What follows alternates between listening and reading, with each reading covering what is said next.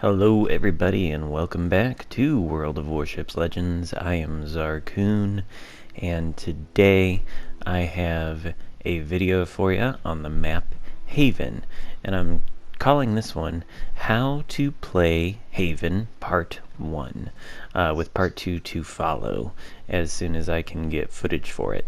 Now you see right off the bat we are spawned on the I guess this is like the north side of the map, and there are 5 more friendly ships around us, making a total of 6 ships on this side. And then if you look on the mini-map, there are 3 ships down more towards the west there, 3 friendly ships that have spawned, and in front of them the spawns are mirrored. So in front of the 3 friendly ships there are 6 enemy ships.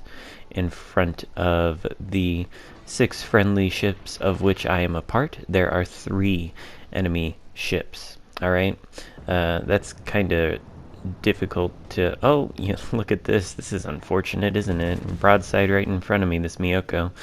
Because this, but this Gneisenau now I think is gonna push him just so those don't do catastrophic damage. I bet he was salty.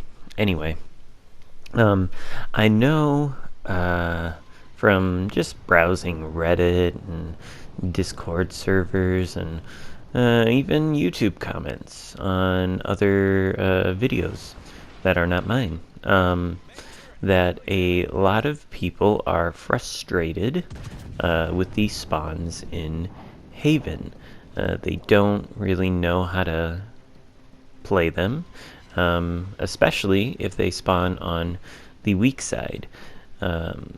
They don't like the whole 3 versus 6 thing, and you know that can be a problem if you spawn on the weak side, as it is called, the 3 spawn side, and you rush headfirst into the 6 enemy ships. You will be obliterated in short order, no matter how good of a player you might think you are. You can't take on 6 ships at once. So, there's a very simple strategy to playing this map. If you look, I'll direct your attention again to the mini-map. The 3 ships that have spawned on my team's weak side have basically launched into a full retreat back to our base. Now, that is half, okay, of what you want to do if you spawn on the weak side. You do want to turn around, but you want to do it in sight of the 6 enemy ships. You want to maneuver yourself to kite away from the 6 enemy ships, and you want to maintain fire on them, especially if you are in a battleship. Now, kiting, of course, if you're not familiar with what that is basically sailing away from the enemy you are shooting at, and sailing away from the enemy you're shooting at while shooting at them, and they're chasing you.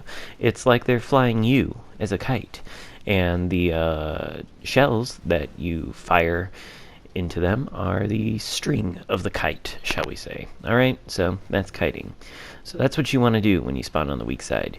You want to go around. You see how there's a cluster of islands. You want to kind of go around the islands, not very far at all, just until the enemy ships start getting spotted, and until they start opening fire on you. Ideally, you want to make your turn before they start opening fire on you, and then you want to kite back to base, because the ships on the strong side of the spawn, and I'm on the strong side,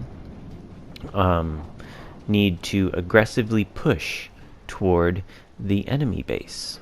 And what tends to happen is sort of a clockwise motion around this map. So you imagine the island cluster that's kind of in the center as a clock face. The ships are going to sort of go around that in a clockwise motion.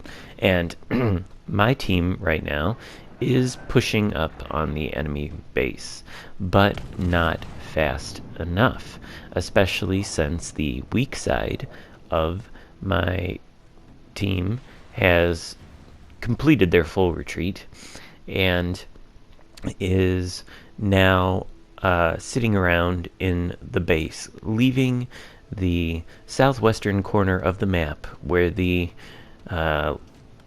last 6 enemy ships were spotted completely undefended. They will be able to get in there and they will be able to potentially fire upon the friendlies in the base from a number of angles. So I have cut through the island cluster in order to potentially make a beeline for the enemy base and start putting pressure on it. But we do have a Scharnhorst who obviously spawned on the enemy strong side and is coming around to defend his base.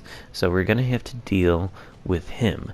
But you see, I believe it could be that King George. They have just popped up on the minimap just south of that island, that large little island that's just south of our base, and there's a destroyer there too now. So this is a problem. They are going to start putting pressure on our base before our team has a chance to put pressure on theirs. And now it looks like there is only one ship, and it is a cruiser defending our base. So what we're going to have to do here is turn around. But I'm not comfortable with doing that with the Scharnhorst here. So I'm going to fire a salvo of HE at him. I get 1 fire. And I know in my review of the Leon, I said the HE wasn't that great. It is great if you can shoot it at broadside targets, such as Scharnhorsts, where you are basically unable to get any citadels. That HE can 2 fires there. You see it's taken off massive amounts of damage from this guy. We're almost up past 50,000 here. So we're going to launch another salvo. Try to get his bow on fire. We do. So there's 3 fires burning on this guy now.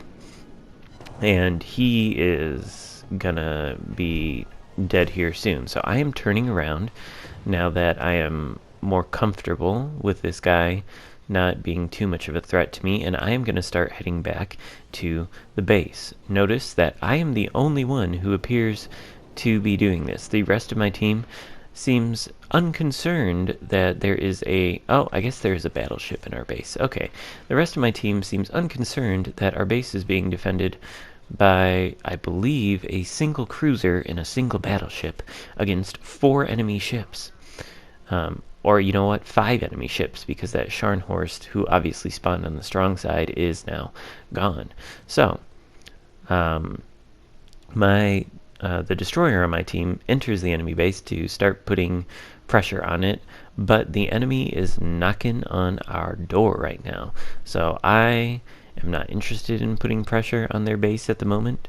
I could, and we could probably win by capping if these guys don't turn around, but I decide I'm going to go defend the base.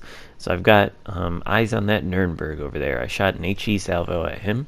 Preferably it would have been AP, but you know, we take out his engines and his steering, so not bad. Up to 69,000 damage.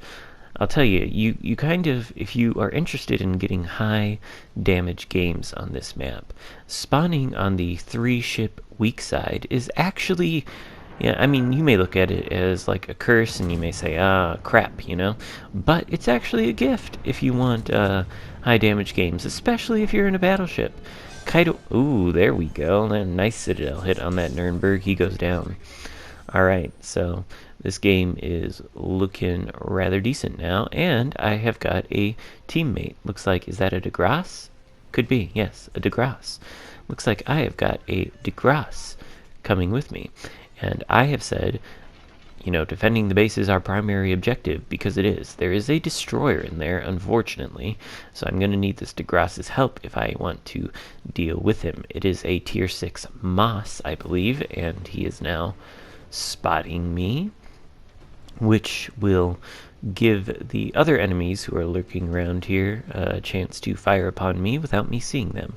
And there's some fire. Luckily that Pensacola misses, so we're gonna take a shot at him. just as he is perhaps entering the base. Let's see. Oh, nope, he wasn't entering the base. We do get a hit on him, but it's not like a stellar hit. And we got 2 fires, so no choice but to pop the damage control. The King George V is such a lethal ship with its HE shells. Like, they're the best HE shells. I swear they light you on fire every time they hit. It's quite irritating. But he is broadside. So in this case, AP is a fantastic thing to shoot at him, and we do take him down to about half health there. So we're facing 3 enemy ships now. This is not the place you want to be in the Leon. It is a very squishy ship, not a lot of HP, and the turret setup makes it so that you kind of always want to be moving so you can open and close your angles. So we need to take out this King George because he's going to continue to spam us with HE if we don't. And we are already on fire again twice. And the damage control is 30 seconds away. Not great. So we take another 15k hit off of him. He's still broadside. He does not seem to have learned his lesson. And we have torpedoes incoming from the Moss. Now, you could argue that the destroyer on my team could have stayed in the enemy base and capped it, and we would have won that way, because I believe he would have started capping before these guys started capping our base. But it's always better to be safe, in my opinion. There we go for the high caliber, and we take him down to almost nothing. It would have been nice if the game had allowed us to finish him off, but no, of course not. Why would it? But